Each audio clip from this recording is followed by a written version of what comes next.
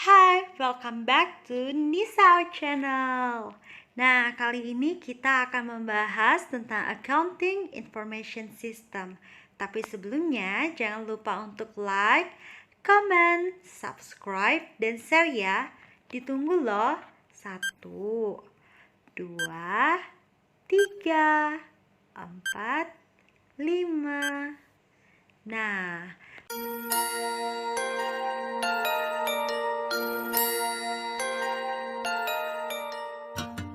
akhirnya kita sampai juga ke materi pembahasan learning objektif yang ketiga, yaitu the accounting cycle. Kira-kira accounting cycle itu apa ya? Apakah artinya roda akuntansi atau lingkaran akuntansi? Nah, ternyata teman-teman dapat mengingatnya dengan mudah, yaitu cukup memahami arti yang sederhana ini, bahwa siklus akuntansi adalah tahapan yang perlu dilalui dalam melaksanakan pembukuan. Nah, secara lebih mendetail sedikit, siklus akuntansi ini dapat kita artikan menjadi suatu tahapan dalam memperoleh data transaksi, yang mana data transaksi ini akan kita olah menjadi informasi keuangan yang dapat disajikan kepada pihak berkepentingan. Nah, dari arti tersebut dapat kita ketahui bahwa siklus akuntansi dimulai dengan mengumpulkan data transaksi. Nah, setelah data transaksi ini kita kumpulkan ya, kita akan identifikasi. Kira-kira kalau misalnya bukti transaksinya ini faktur, ini termasuk pembelian atau penjualan ya. Lalu apakah pembelian dan penjualan ini secara kredit atau cash ya? Nah, setelah kita identifikasi maka akan kita kelompokkan. Setelah kita kelompokkan akan kita catat ke dalam jurnal. Nah, dari pencatatan di jurnal ini kita akan mentransfer akunnya ke dalam buku besar, atau biasa kita sebut dengan istilah posting. Nah, dari buku besar, saldo di akhir periode yang ada di buku besar ini akan menjadi dasar pembuatan atau penyusunan unadjusted trial balance. Di sini dikatakan unadjusted, artinya trial balance ini masih kudet alias belum up to date. Nah, karena belum up to date, kita perlu membuat update-nya dengan adjusted entries atau jurnal penyesuaian. Nah, setelah kita buat jurnal penyesuaian, maka kita bisa membuat trial balance yang sudah up to date, yaitu adjusted trial balance. Sebagai suatu optional, perusahaan itu juga bisa membuat yang namanya neraca lajur 10 kolom ataupun worksheet. Nah, neraca lajur 10 kolom ini akan membantu perusahaan dalam menyusun laporan keuangan. Setelah menyusun laporan keuangan, maka kita sudah bisa menutup nominal account atau temporary account seperti revenue, expense, dan juga dividen. Setelah kita tutup tuh 3 akun, maka yang tersisa hanya akun harta, utang, dan modal yang akan ditampilkan pada post-closing trial balance. Nah, di akhir periode, perusahaan juga memiliki optional untuk melakukan jurnal pembalik ataupun tidak. Selanjutnya nih, kita langsung aja memahami mendetail tentang identifikasi dan mencatat transaksi. Nah, kira-kira apa yang perlu kita catat? Jadi, suatu transaksi itu perlu dicatat apabila dia memenuhi panduan dari IFRS. Yang pertama, dia harus sesuai dengan definisi dari elemen itu sendiri.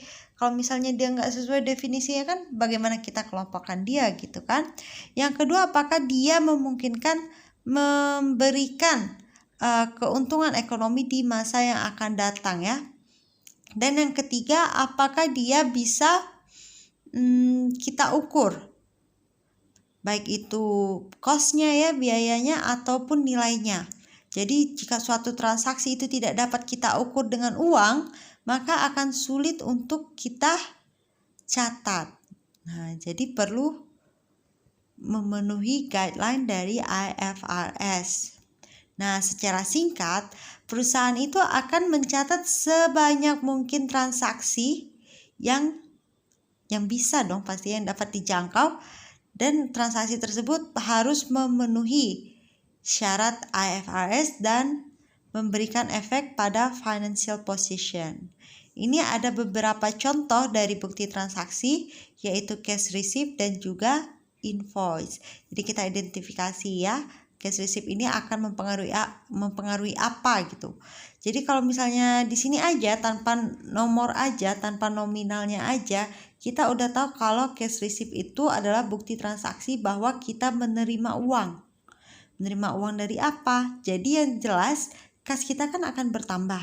Nah, tinggal kita sesuaikan apa sih kreditnya yang akan berpengaruh gitu loh. Nah, setelah itu kita akan memahami tentang jurnal atau the book of original entry. Jadi jurnal ini pada umumnya itu biasa kita mempelajari yang namanya jurnal umum.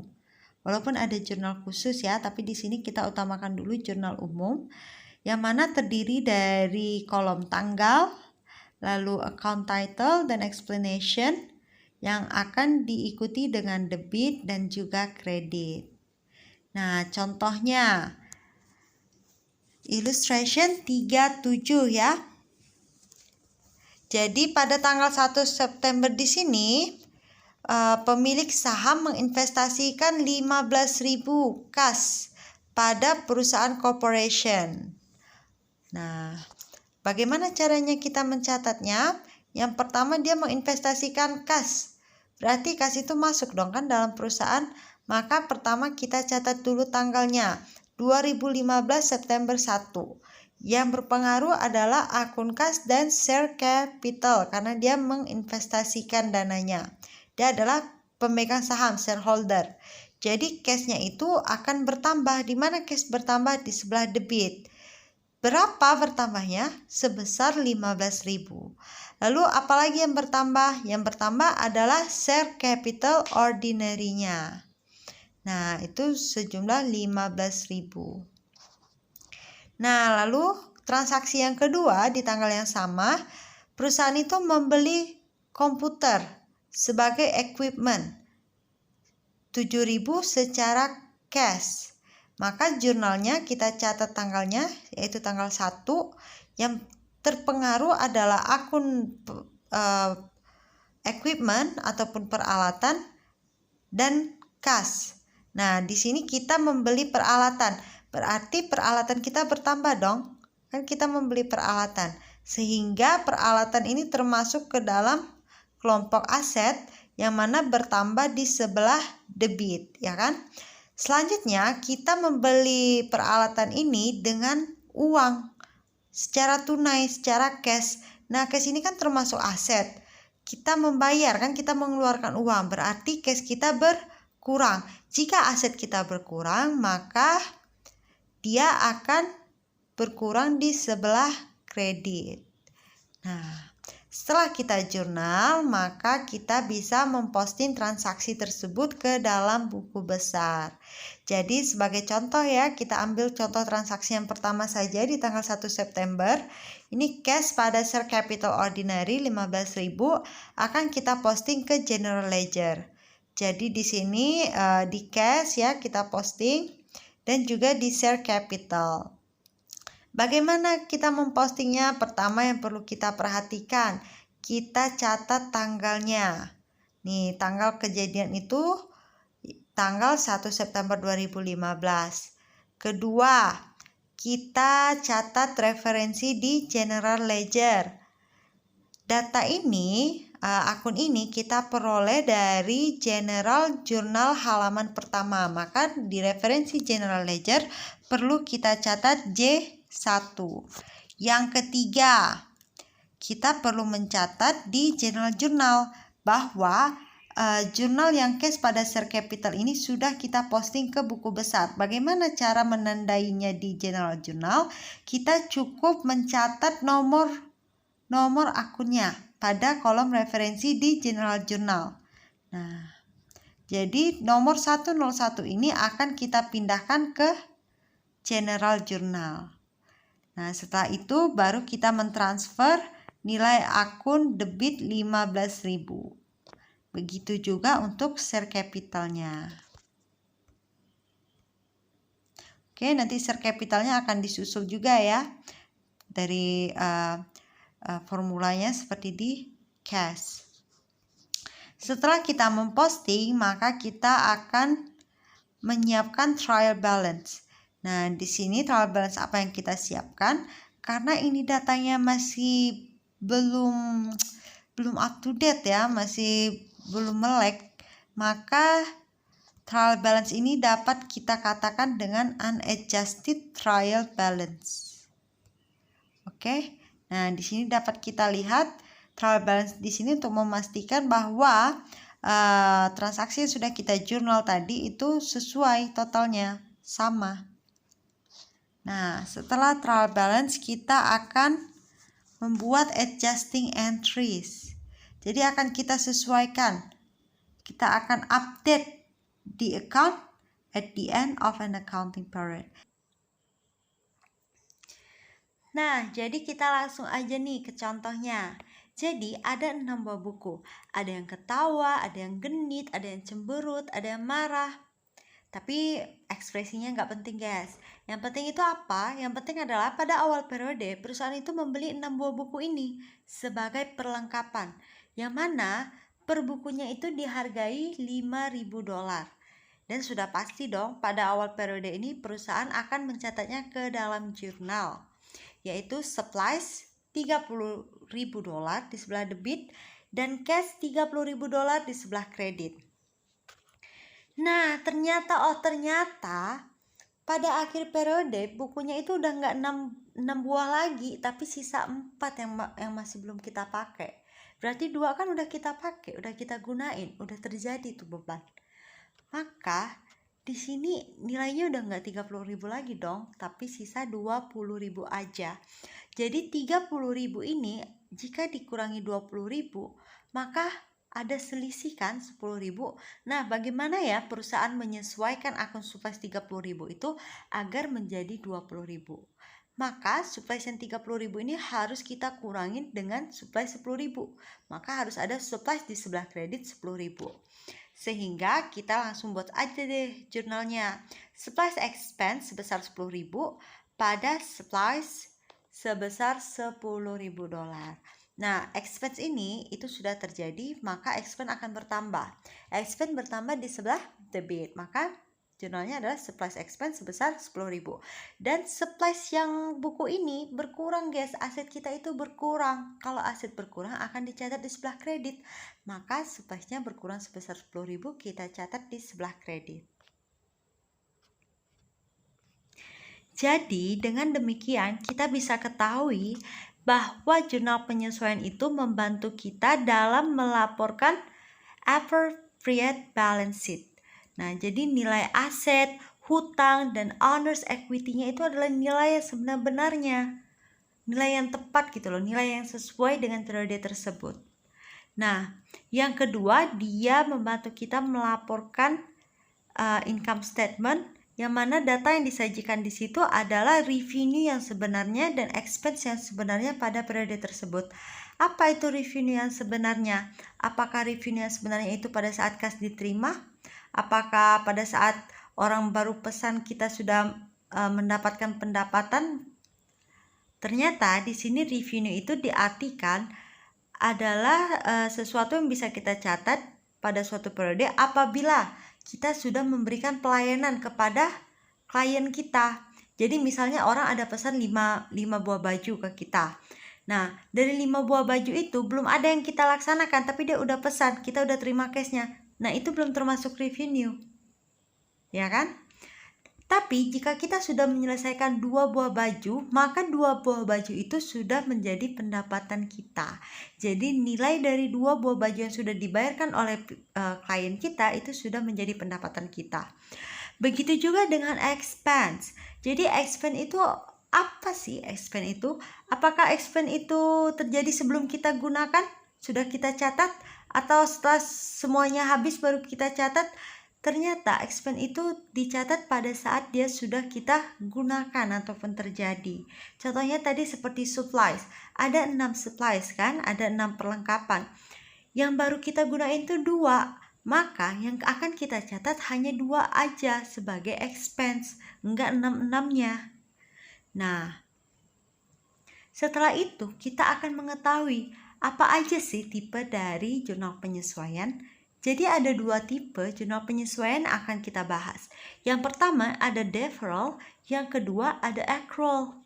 Nah, di sini kita akan membahas terlebih dahulu tentang deferral. Apa ya kira-kira?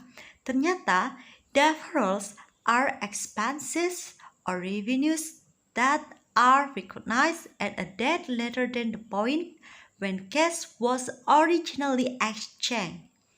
Nah, sulit gak sih ngertiinnya? Langsung aja deh kita lihat ke contohnya. Ada prepaid expense. Tahu kan prepaid expense itu apa? Prepaid expense itu adalah biaya dibayar di muka.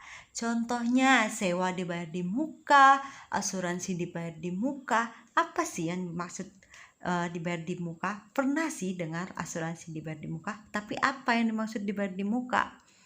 Ternyata dibayar di muka itu artinya adalah dibayar sebelum kita gunain. Contoh, kita sewa gedung perusahaan, tapi belum kita gunain di awal periode. Ibu, saya mau sewa gedung perusahaan ini dong. Berapa? 5.000. Berapa lama? 1 tahun 5.000. Kalau saya sewa ini kira-kira saya harus bayar di muka atau setelah saya gunain? Di muka dong, kan kamu mau sewa. Nah, itu adalah sewa dibayar di muka. Di muka itu artinya di awal periode. Misalnya periodenya Januari sampai Desember, itu bayarnya 5.000 kan, satu periode Januari sampai Desember. Kita itu sudah bayar 5.000 dari awal Januari. Nah, itu adalah dibayar di muka. Nah, bagaimana dia akunnya, pengaruhnya pada akun akuntansi? Di sini pada saat kita membayar 5.000, itu kita mencatat unadjusted balance pada aset, yaitu prepaid expense. Atau kalau misalnya kita itu dalam konteks sewa menyewa gedung perusahaan, itu prepaid rent. Nah, setelah kita mencatat prepaid rent, pada akhir periode dari Januari sampai Februari misalnya, tadi itu kita sudah menggunakan 1/12 dari 5.000 tadi. Nah, 1/12 kita kalikan 5.000, hasilnya adalah jumlah yang sudah kita gunakan dan sudah menjadi biaya. Maka perlu kita catat expense-nya. Expense-nya itu adalah di sebelah debit. Ini namanya adalah rent expense, dan di sebelah kredit perlu kita kurangi prepaid rent tadi dengan prepaid rent yang sudah kita pakai, yaitu 1/12 kali 5.000 yang akan kita bahas contohnya lebih mendalam di slide selanjutnya. Nah, yang kedua ada unearned revenue. Apa sih unearned revenue? Tidak, earn terima, revenue pendapatan. Jadi, apakah artinya pendapatan yang tidak diterima? Jadi, unearned revenue itu adalah pendapatan yang sudah kita terima cashnya, tapi belum menjadi hak kita. Contohnya nih, orang ada mau pesan baju kan, tadi 5 pieces dengan kita. Dia mau pesan baju, dia udah bayar dulu. Misalnya 1 pieces harganya 100 deh, yang baru nih ya. Contoh yang baru 1 piecesnya 100. Jadi 5 pieces 500 kan? Di awal periode saat dia pesan baju, dia udah bayar tuh 500. Nah, kan kita megang uangnya 500, sedangkan bajunya belum kita kasihkan ke klien kita, maka 500.000 itu adalah hutang bagi kita. Jadi, kita mencatatnya adalah unearned revenues. Nah, pada saat akhir periode, jika kita sudah menyelesaikan 2 baju, maka yang sudah kita anggap sebagai pendapatan kita adalah 2 kali 100, karena satu baju tadi dinilai 100. Nah, jadi 200. Jadi kita sudah mencatat revenue dan unearned revenue. Maka kita perlu mengurangi liability kita yang unearned revenue tadi 500, itu perlu kita kurangin dengan yang udah menjadi revenue kita. yang 200. Maka unearned revenue kita yang 500 tadi kita kurangi 200 dengan cara unearned revenue kan hutang. Berkurang maka dia akan berada di sebelah debit. Maka unearned revenue sebesar 200 di sebelah debit pada revenue sebesar 200 di sebelah kredit. Nah, begini. Oke, langsung aja kita ke prepaid expense. Prepaid expense di sini diartikan asset paid for and recorded before a company used them. Oke, udah paham kan? When expenses are prepaid, a company debits an asset account to show the service or benefit it will receive in the future. Oke, di sini kita contoh prepaid expense ya. Jadi prepaid expense ini bakalan ada masa expirednya. Kayak tadi sewa itu kan 12 bulan. 1 bulan udah expire, 1/12 nilai prepaid expense. 2 bulan udah expire, 2/12 prepaid expense, dan selanjutnya. Nah, apa aja sih yang bisa menjadi bagian dari transaksi prepaid expense? Yang pertama adalah gedung yang biasanya disewain. Nah, itu biasanya kita bayar di muka atau asuransi. Nah, ini kedua hal ini itu ada expire-nya, ada tanggal expired gitu loh. Tanggal kadaluarsanya itu ada. Nah, sedangkan untuk prepaid expense karena consumption yang tidak ditentukan dengan periode, misalnya 1 bulan udah berkurang segini, sebulan udah berkurang segini. Nah, itu ada juga apa namanya supplies. Jadi bisa aja dong bulan pertama kita nggak ada pakai supplies sama sekali. Bulan kedua kita udah pakai itu buku atau suppliesnya 3 buku. Bulan ketiga kita makanya suppliesnya 4 buku. Jadi nominalnya itu nggak tetap. Sedangkan kalau for rent dan insurance itu nominal per bulannya, expirednya itu tetap. Oke, di sini kita balik ke contoh tadi, dan teman-teman di sini bisa lihat ya di buku besarnya apa yang terjadi jika supplies-nya kita kurangi 10.000 maka balance-nya 20.000. Nah, ini hasilnya ya. Oke, selanjutnya kita langsung lanjut ke contoh berikutnya dari supplies. Di sini kita bisa kembali ke our textbooks ya. Ada contohnya perusahaan Pioneer Advertising itu membeli perlengkapan iklan yang mana itu ditotalkan sebesar 25.000 pada tanggal 5 Oktober. Nah, jadi pada saat membeli perlengkapan iklan tersebut, pastinya perusahaan ini mencatat supplies sebesar 25.000 pada cash sebesar 25.000. Nah, selanjutnya ya, an inventory count at the close of business on the 31st of October reveals that 10,000 of supplies are still on hand. Jadi apa yang terjadi pada saat tanggal 31 Oktober? Pihak gudang mengecek di gudang, ternyata perlengkapan yang tersisa itu kalau dihitung secara uang itu hanya sisa 10.000 loh, nggak lagi 25.000. Maka pencatatan yang 25.000 perlu kita koreksikan, sehingga kita perlu mengurangi supplies yang 25.000 tadi dengan 15.000 agar hasilnya 10.000. Jadi apa yang ada di gudang akan sesuai dengan apa yang ada di catatan. Nah, basic analisisnya di sini, the expense supplies expense is increased 15.000 and the asset supplies is decreased 15.000. Jadi suppliesnya akan berkurang 15.000 ya, agar dia totalnya sisa 10.000 sesuai dengan di gudang. Nah, expense suppliesnya bertambah 15.000. Oke, untuk equation analisisnya teman-teman bisa pahami ya. Di sini apa yang terjadi? Asetnya berkurang dan equity-nya berkurang. Nah, untuk journal entry-nya, maka di sini supplies expense pada supplies sebesar 15.000 dan apa yang terjadi pada general ledger itu akan ada di supply sini, akan ada tersisa 10.000, udah sesuai dengan yang ada di gudang.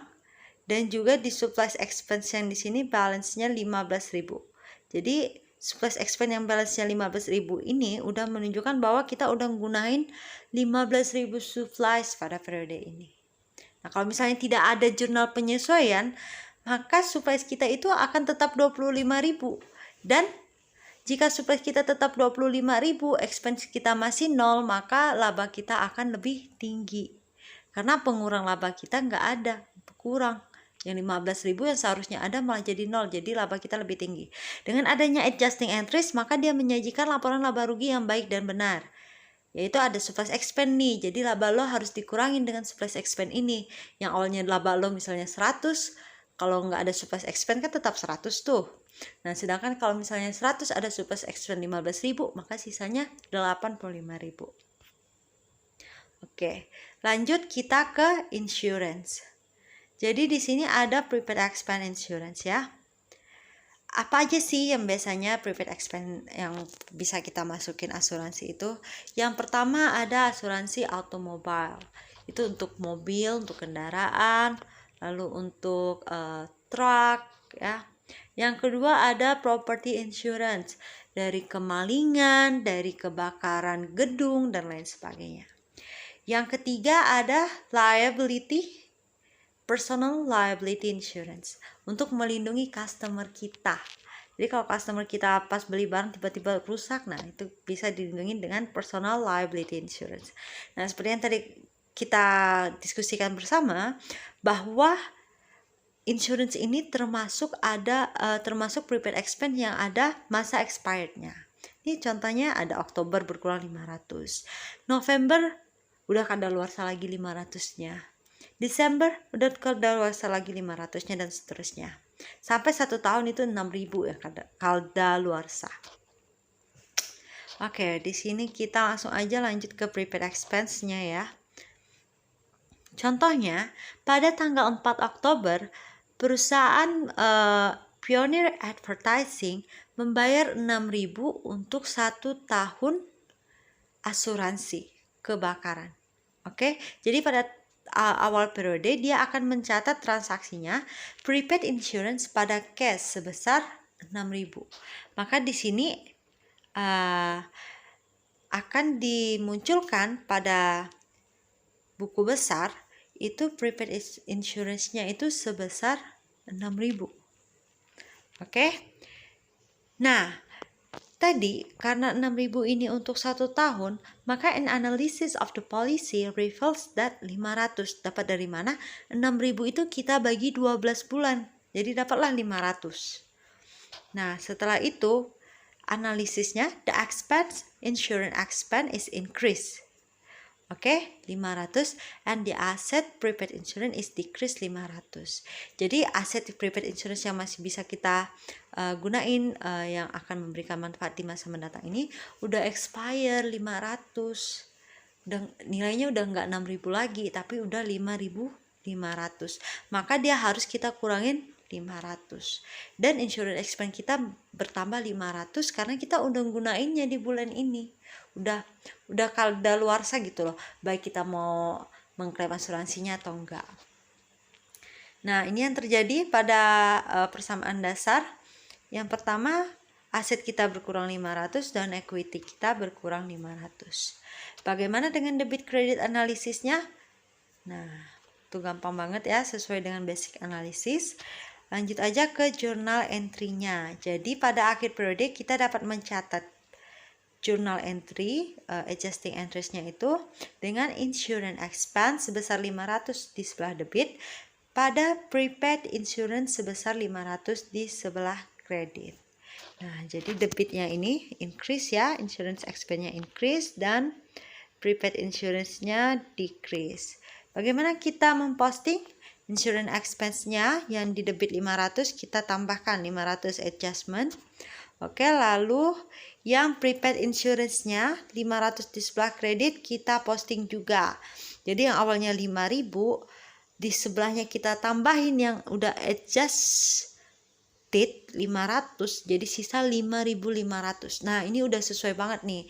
Seharusnya kan prepaid insurance-nya emang udah sisa 5.500 pada periode itu. Nah, jadi kalau nggak kita sesuaikan maka dia tetap 6.000. Jadi laporannya nggak sesuai banget, nggak up to date. Jadi kita harus membuat laporan yang up to date. Nah, lanjut kita ke depreciation. Depreciation itu adalah proses dalam mengalokasikan cost of asset, biaya dari aset ya, ke beban selama umur penggunaannya secara rasional ya, dan dengan sistematika yang baik lah, yang manner, yang udah berpola. Nah, di bawah IFRS, the acquisition of productive facilities is viewed as a long-term prepayment for service. Jadi menurut IFRS itu depreciation ini kan biasanya di equipment, di gedung gitu ya. Menurut IFRS itu, equipment itu merupakan fasilitas yang produktif dalam jangka panjang. Maka kalau dalam jangka panjang dia produktif, kita perlu depresiasikan. Kita perlu sesuaikan nilainya. Kira-kira dalam tahun ini dia mampunya segini. Berapa ya biaya yang dikeluarkan untuk memperoleh atau menghasilkan suatu output A. Pada tahun kedua output B berapa ya yang perlu diperoleh. Nah, itu nanti ada metode dalam melakukan penyusutan ataupun depreciation. Jadi depreciation ini bukanlah suatu factual measurement ya, ataupun suatu pengukuran yang nyata, tetapi penyusutan ini hanyalah estimasi. Jadi pihak manajemen itu akan mengestimasi kira-kira mobil ini akan memberikan manfaat berapa lama dan berapa nilai manfaatnya setiap periode, setiap 1 tahun, setiap 2 tahun gitu loh. Nah, apa aja biasanya yang didepresiasikan? Di sini ada gedung, ada mobil ya.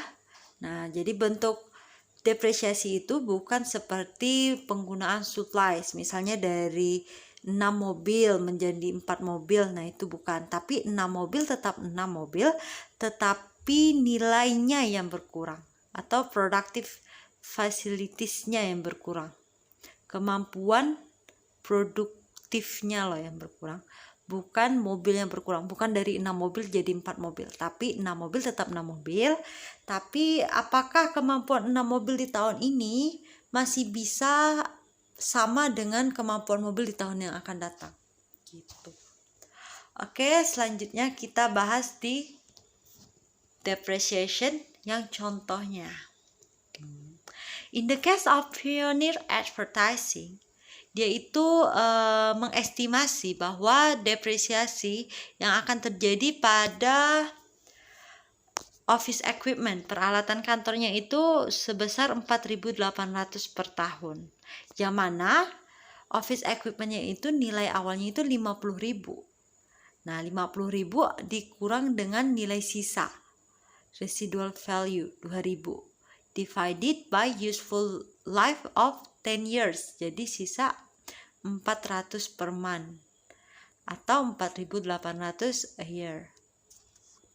Nah, di sini basic analisisnya, the expense depreciation increase $400 dan the contra asset atau accumulated depreciation equipment is increase 400. Ini bukan dolar ya, tapi kakak kurang tahu ini simbol mata uang apa. Maaf ya, salah sebut tadi. Ya udahlah, lupain aja. Nah, yang kedua ada equation analysis di sini ya. Apa yang terjadi? Yang terjadi adalah aset kita berkurang 400. Jadi accumulated depreciation itu emang bertambah, tapi accumulated depreciation ini itu adalah kontra account. Jadi kontra account itu misalnya kalau misalnya dia termasuk aset kan seharusnya bertambah di sebelah debit. Nah, karena dia kontra account, dia itu bertambah di sebelah kredit. Nah, dia itu jadinya ya begitu deh. Nah, lanjut aja nih, depreciation expense-nya itu akan mengurangi equity sebesar 400. Lalu bagaimana debit credit analysis dan journal entry-nya? Di sini langsung aja kita lihat bahwa jurnal penyesuaiannya itu depreciation expense 400 di sebelah debit pada accumulated depreciation equipment 400 di sebelah kredit. Nah, di sini bisa kita lihat ya, debit increase expense 400. Ini dia, kita posting ke ledger. Nah, bertambah kan 400, maka balance-nya pada akhir bulan Oktober itu 400 depreciation-nya. Dan juga accumulated depreciation equipment-nya itu bertambah di sebelah kredit sebesar 400. Sekarang pertanyaannya, apa yang terjadi dengan akun equipment? Nah, untuk akun equipment-nya itu nggak ada perubahan, guys. Jadi tetap 50.000, tapi untuk nilainya ya, nilai equipment-nya itu nanti akan kita sajikan pada laporan bahwa depresiasi itu sudah kita akumulasikan, yang mana nanti nilai equipment itu akan kita kurangi dengan akumulasi depresiasi. Nah, seperti ini. Jadi equipment yang 50.000 tadi nanti akan kita kurangi dengan accumulated depreciation equipment 400, sehingga sisanya 49.600. Nah, jadi namanya itu yang 49.600 adalah the book value or carrying value. Nilai buku atau di bahasa Indonesianya. Jadi yang perlu kita tandai di sini bahwa depreciation itu adalah konsep alokasi ya, bukan konsep untuk menilai. Jadi kita hanya mengalokasikan dari 50.000 itu misalnya kita alokasikan 400. Itu 400, kita itu enggak menilai bahwa yang equipmentnya 50.000 sekarang udah enggak 50.000, nilainya udah 49.600 itu enggak. Tapi hanya kita alokasikan 400 di accumulated depreciation equipment. Nah, lalu bagaimana dengan unearned revenue? Di sini ya, unearned revenue when companies receive cash before services are performed.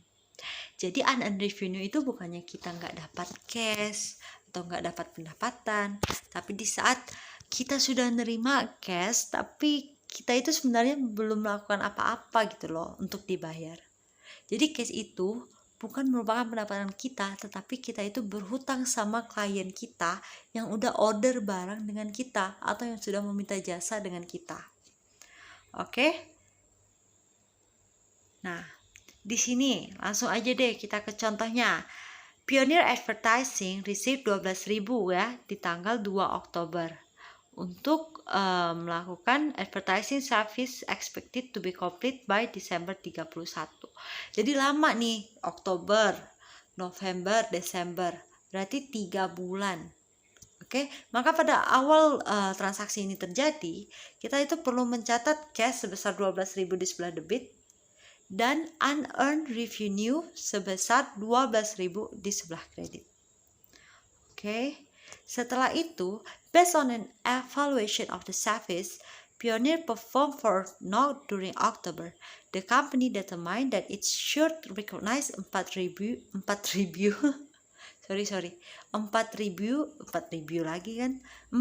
sebagai pendapatan di bulan Oktober. Nah, jadi kita perlu melakukan evaluasi dulu ya.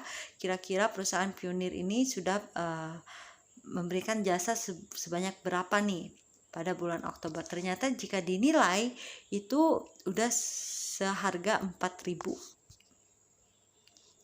Maka analisis dasarnya the liability unearned service revenue is decreased 4.000. Jadi unearned service revenue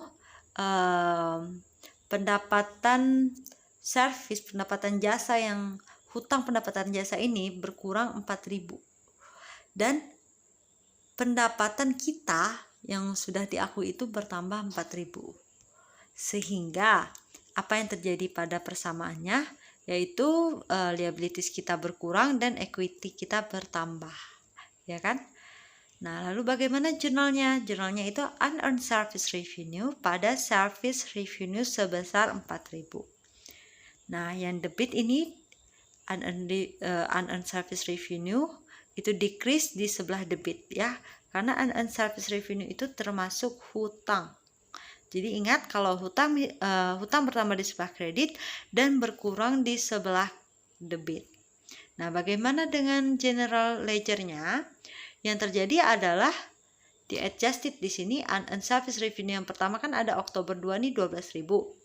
Nah, lalu pada Oktober 31 ada adjustment di sini sebesar 4.000, maka balance-nya di sebelah kredit itu sisa 8.000. Jadi utang kita ke klien kita itu sisa 8.000. Nah, selanjutnya bagaimana dengan buku besar pendapatan jasa? Nah, ini yang Oktober 31 100 ini anggaplah transaksi yang sebelumnya dicatat ya. Nah, di sini sudah ditambahkan adjustment 4.000. Jadi adjustment kita itu ternyata bukan 100.000, adjustment. Service revenue kita itu ternyata bukan 100.000, tetapi 4.000. Jadi 104.000. Nah, oke, selanjutnya kita masuk ke tipe adjusting entries yang kedua, yaitu accrual. Companies make adjusting entries for accruals to record revenues for services performed and expenses incurred in the current accounting period. Oke, langsung aja kita lihat contohnya. Pertama, accrued revenue. Yang kedua, accrued expense atau accrued expenses. Nah, kalau accrued revenue ini saat kita melakukan adjustment, maka aset akan bertambah dan revenue akan bertambah. Oke. Dan juga pada accrued expense, jika kita melakukan adjustment, maka expense akan bertambah dan liability akan bertambah. Kira-kira apa nih kalau kayak gini? Accrued revenues kan? Aset, debitnya adjusting entries, revenue-nya kredit. Berarti kredit kita bertambah, ya enggak sih?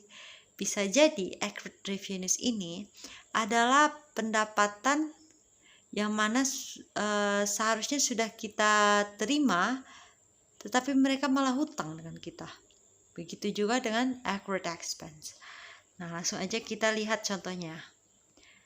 Oke, accrued revenues means revenues for service performed but not yet recorded at the statement date, ya kan? Jadi pendapatan itu dari suatu jasa ataupun dari penjualan barang dagangan itu sudah terjadi tetapi belum dicatat pada saat tanggal pelaporan. Oke. Jadi misalnya di sini kalau kita baca ya, accrued revenues also may result from services that have been performed but not yet billed nor collected, as in the case of commission and fees. This may be unrecorded because only a portion of the total service has been performed and the client will not be billed until the service has been complete. Contohnya apa nih? Contohnya dia misalnya pesan nih, gue mau pesan ini dong boneka. Ini bonekanya banyak kan? 2, 6 ya. 6, 12, 24, 27 boneka.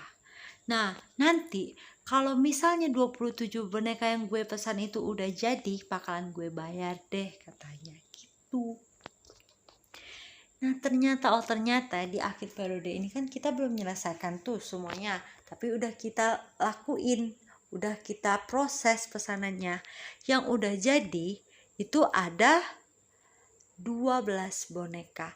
Nah, 12 boneka ini seharusnya sudah kita akui sebagai pendapatan kita.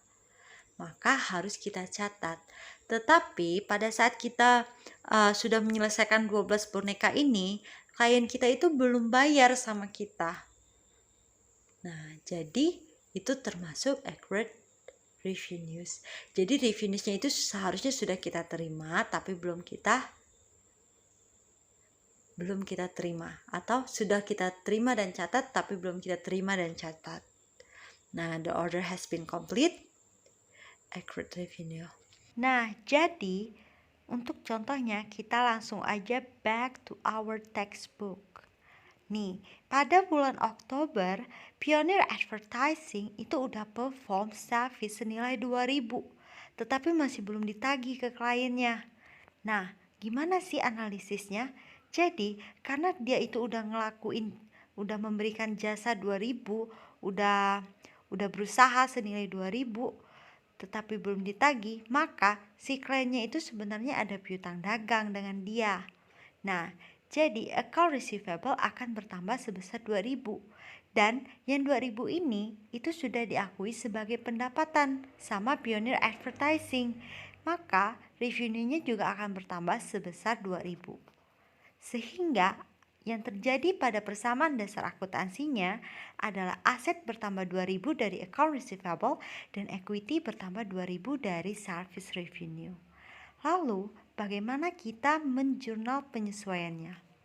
Itu gampang banget, langsung aja account receivable di sebelah debit sebesar 2.000 dan service revenue di sebelah kredit sebesar 2.000.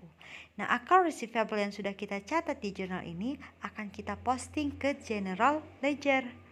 Nih, langsung aja kita tambahin adjustment 2.000 sehingga account receivable yang balance-nya awalnya 72.000 ternyata nggak segitu loh. Ternyata balance account receivable itu 74.000. Nah, gimana nih dengan service revenue-nya? Service revenue-nya juga kayak gitu. Ternyata service revenue kita itu juga nggak 104.000 tapi 106.000 karena masih belum di adjustment yang 104.000-nya itu. Oke, setelah kita membahas accrued revenue ini, sebenarnya accurate itu untuk bercanda ya, biar kita mudah ingat. Jadi bahasa Inggrisnya itu accrued kali deh. Langsung aja deh, kita bahas ke accrued expenses. Nah, untuk accrued expenses itu adalah expense yang sudah terjadi tetapi masih belum kita bayar, alias kita udah gunain tapi masih mager untuk ngeluarin uang. Belum tentu mager sih guys, itu bisa aja karena peraturan ataupun karena kebiasaan mungkin bayarnya di tengah periode, bukan di awal ataupun akhir periode. Nah, gimana nih kita cara mencatatnya? Tapi sebelum kita tahu cara mencatatnya, kita cari tahu dulu gimana sih jenis biaya ini. Nah, biasanya itu terjadi pada interest atau pembayaran bunga. Biasa biaya bunga itu tidak di awal atau akhir periode, tapi tiba-tiba di pertengahan, sehingga saat kita menggunakannya itu tiba-tiba seharusnya sudah menjadi beban kita di bulan ini, tetapi belum bisa kita bayar. Nah, nanti akan kita bahas di contohnya aja ya. Lalu yang lain ada biaya lain-lain ya. Ada tax, pajak, biaya pajak, dan ada biaya sewa. Jadi sewa itu selain ada dibayar di muka, juga ada dibayar ya nanti deh gitu. Langsung aja kita bahas ke contohnya accrued expense. Nah, contohnya itu adalah listrik. Jadi, ini contohnya aja ya. Kalau misalnya utilities expense yang udah kita gunain itu $500 dari bulan November 15 ke Desember 15, maka kita akan membayarnya pada tanggal Desember 15 sebesar $500. Nih, dari November ke Desember tetap 500 kan, caranya gampang banget, tinggal utilities expense sebesar $500 pada cash sebesar $500. Nah, gimana nih kalau kejadiannya tuh berbeda? Nggak kayak gitu guys. Tapi kalau misalnya we incurred $500 of utilities expense from December 15 to January 15, we will pay on January 15. Tetapi di akhir Desember itu kita udah tutup buku. Akhir Desember kita udah tutup buku.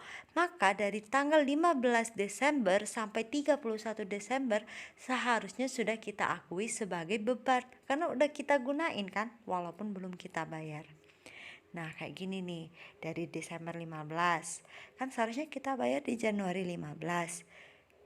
Suara habis guys, tes dulu. Nah, dari Desember 15 seharusnya kita bayar di Januari 15 kan. Nah, tetapi di Desember 31 itu udah tutup buku, maka kita harus membuat jurnal penyesuaian. Nih, dari Desember 15 ke 31 Desember itu udah $250 loh yang udah kita gunain. Masa nggak kita akuin, ya kan? Nah, dan dari Desember 31 ke 15 itu juga udah 250, tapi belum kita catat, guys. Jadi, gimana cara catat jurnal penyesuaiannya? Itu utilities expense sebesar 250 di sebelah debit. Lalu utilities payable sebesar 250 di sebelah kredit. Kenapa?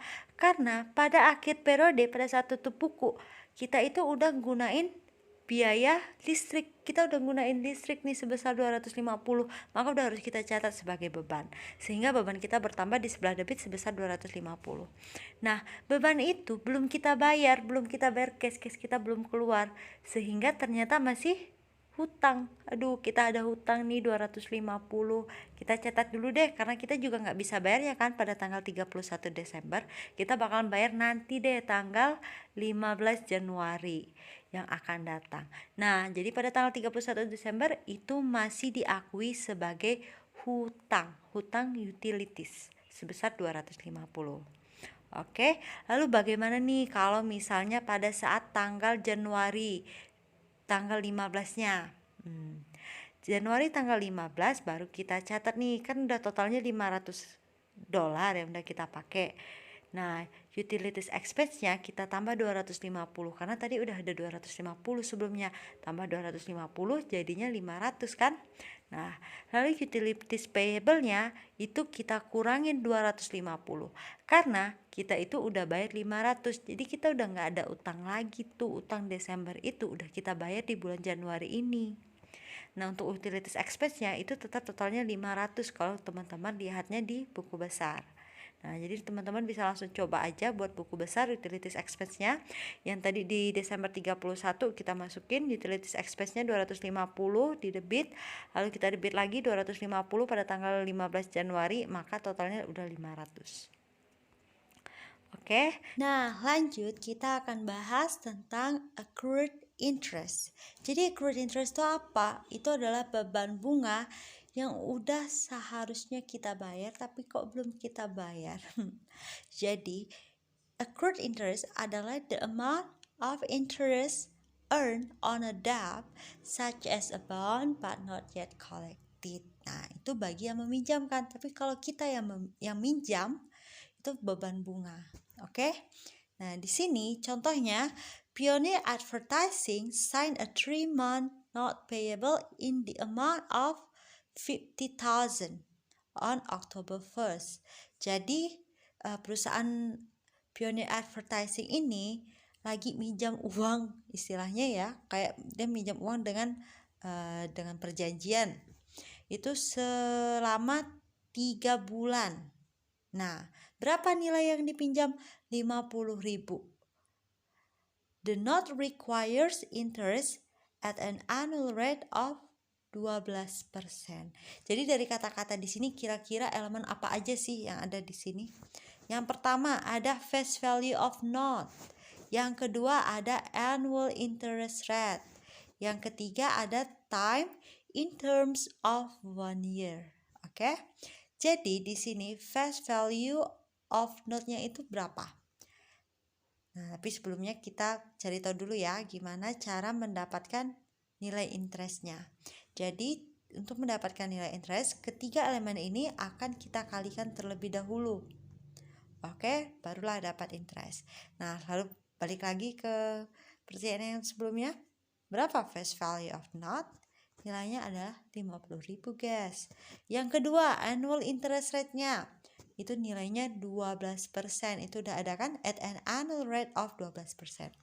Lalu yang ketiga, time in term of 1 year. Berapa? 1/12. Karena ini jurnal penyesuaiannya kita buat pada tanggal 31 Oktober. Jadi 1/12.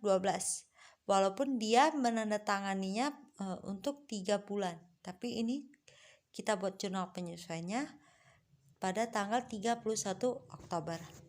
Oke, didapatlah hasilnya per bulan itu 500. Nah, Jadi untuk pionir, the total interest due on the 50,000 note at its maturity date 3 months in the future is 1.500 atau 500 untuk 1 bulan. Jadi selama 3 bulan saat dia memegang notes payable itu, dia itu ada beban bunga yang harus ditanggungnya 1.500. Nah, untuk per bulannya itu 500. Kita lanjut aja ke pencatatannya. Oke. Bagaimana basic analisisnya? The expense interest increase 500 dan liability interest payable increase 500. Nah, equation analisisnya yang terjadi adalah liabilities kita bertambah, equity kita berkurang karena ada expense tadi, karena ada biaya bunga. Sehingga equity kita berkurang. Nah, biaya bunga ini kita bayarkan belum dengan cash, tapi masih ngutang. Jadi hutang kita bertambah sebesar 500. Nah, bagaimana menjurnalnya? Cara menjurnalnya, langsung aja kita input tanggalnya Oktober 31 dan kita debit interest expense sebesar 500 pada interest payable sebesar 500. Nah, akun-akun ini akan kita posting ke buku besar. Adjustment 500 ya, interest expense-nya dan interest payable-nya 500. Oke, lanjut ke accrued salaries and wage. Nah, jadi kita itu biasa membayarkan gaji ataupun upah kepada karyawan. Tetapi kadang karyawan itu udah kerja dengan kita, udah memberikan tenaganya dengan kita di periode ini, tapi belum kita gaji. Nah, karena apa? Karena biasanya kita gaji itu pada tanggal-tanggal tertentu di setiap bulan. Nah, sehingga accrued salaries and wage di sini adalah expense yang terjadi tetapi masih belum dibayar atau dicatat pada tanggal pelaporan. Contohnya ini, Bapak ini, Mr. John, dia itu dibayar 10.000 per bulan. Yang mana dia itu biasanya dibayar pada tanggal 25. Nah, as of the end of the month, the employer of Mr. Jones owes him 5 days of pay. Jadi tanggal 25 itu kan udah dibayar. Sedangkan pada akhir bulan, pada tanggal 30 atau tanggal 31, si perusahaan itu masih berhutang tenaga dengan Mr. John ini. Karena Mr. John dari tanggal 26 sampai 30 atau 31 dia masih bekerja, tapi masih belum kita bayar kan, karena akan kita bayar pada tanggal 25 di bulan selanjutnya. Nah, hutang ini sebesar 16,6% dari jumlah gaji keseluruhannya per bulan. Sehingga perlu dicatat jurnal penyesuaiannya sebesar salary expense pada salary payable. Nah, salary expense-nya ini di debit dan salary payable-nya ini di kredit. Untuk penampilannya di sini ada sedikit kesalahan ya guys, sorry ya. Tapi tahu kan yang mana debit yang mana kredit tuh tadi sisinya. Oke, langsung aja kita back to our textbook. Nah, jadi di buku kita itu udah ada contoh bahwa Pioneer Advertising last paid salaries and wage on October 26. It will not pay salaries and wage again until November 23rd. However, as shown in the calendar below, 3 working days remain in October. Oke, kita cek dulu ya kalendernya. Di sini ada bulan Oktober, ada bulan November. Nah, di bulan Oktober itu adalah tanggal satunya itu adalah tanggal di mana kita mulai membayar periode mulai membayar pada tanggal 1, start of the period ya.